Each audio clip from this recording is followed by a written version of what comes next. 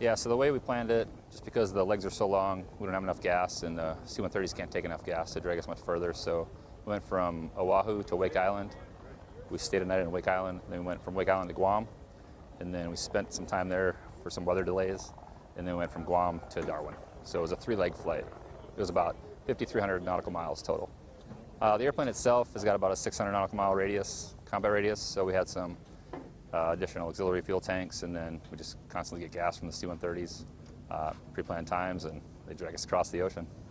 I guess what the Osprey brings to MRFD is just speed and range. It can go quite a bit further, quite a bit faster, and then, you know, conduct that assault support mission, do humanitarian service, and then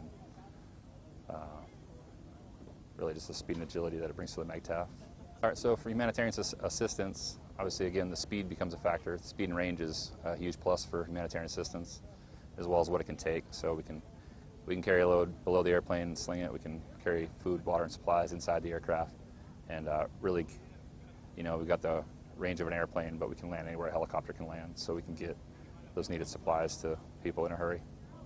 So just the distance and the fuel problem itself, and then the weather. There's such a diverse spread of weather between here and Hawaii that you can't really ever plan for all of it. You just do your best. You come up with a plan and then deal with the changes as they come. But yeah, really the weather, the distance, and then the logistical part about if we had a parts issue or we needed a part, how we're going to skin that. And really what we did is anything to Wake Island would come out of Hawaii and be brought to Wake. And then once we got to Guam, we just sourced parts from Japan. So we had to send a C-130 actually to Japan for a generator. It was a 4.5-hour flight. So that piece worked out pretty good, but it took a little pre-planning just to think about that part and try to war game what could go wrong and how you're going to deal with those issues as they happen. Really, for the pilot, it's just a long time in the seat in an airplane with no bathroom. So the first day was 8.5 hours. That was the longest day. The second day was about 5 hours and 15 minutes, and then today was about 7 hours and 15 minutes. So it's a long time to sit in a plane that usually fly a 3-hour mission in. I think some people just stretched out, stayed hydrated, and tried to think about the positives. Just the thing has proven itself time and again since since it first deployed in 2007.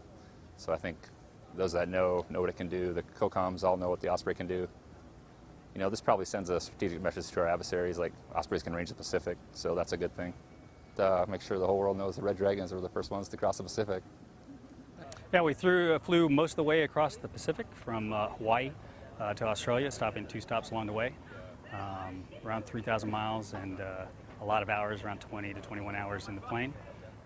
Pretty long trip, and it took a little bit longer than expected, but it was a good success, and we proved the planes could do it. Yeah, that's the first time we've come for actual MRFD and not just stopping in for a MEU, and I think we'll be able to, our capabilities will be suited to help the battalion here accomplish anything they want to do. We're a great assault support platform. We'll be able to move a lot of troops in less time and maybe range out a little bit farther than they have in the past with air support.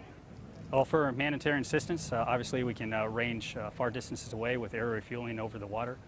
Anywhere we need to go. We can take supplies to people where they're needed for people, or we can pick up injured or people that just need to leave the area. Well, anytime you leave your home base, getting parts and supplies is obviously a challenge. We were able to mitigate that a little bit by bringing a lot of parts and people, enablers, maintainers with us. But obviously just being over the water for long periods of time without divert airfields and land to land, and if you have a serious problem, is always a major factor. Long days, a lot of time in the cockpit, so just staying engaged with each other. A lot of talking back and forth, and just encouraging everybody to press on, because they're longer legs than what we fly in most training flights. Well, I think it's a proof of concept that we can range farther than we felt comfortable doing before. Everybody knew that the aircraft is capable of doing it, but just the risk mitigation and the comfort level of doing it. This successful mission probably raises that up. So to get 4 Ospreys to Darwin, we started in Hawaii. We had 2 KC-130J tanker frames, so that has a fuse tank that's got roughly about 24,000 pounds of fuel in there. We also had a cargo aircraft that carried all the MV-22 maintainers and all their gear in order to keep these guys flying each day. In order to actually execute the mission, we only needed 2 tanker frames, and the 3rd aircraft would just push ahead to be a weather recce.